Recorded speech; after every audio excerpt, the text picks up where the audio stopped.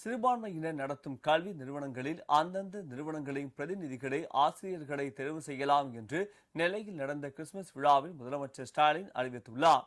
கிறிஸ்தவ நல்லெண்ணெய் இயக்கம் சார்பில் நெல்லை டக்கரம்மாள்புரத்தில் கிறிஸ்துமஸ் விழா நடைபெற்றது.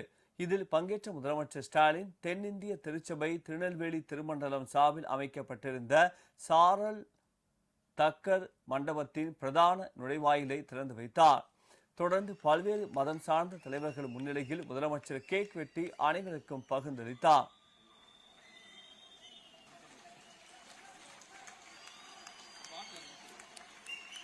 சிறுபான்மை கல்வி நிறுவனங்களின் ஆசிரியர் தேர்வு கமிட்டியில அந்தந்த நிறுவனங்களின் பிரதிநிதிகள் மட்டுமே இருந்து ஆசிரியர்களை தேர்வு செய்வதற்கான அரசாணையில கையெழுத்து போட்டுட்டு தான் இந்த நிகழ்ச்சிக்கு நான் வந்திருக்கிறேன்.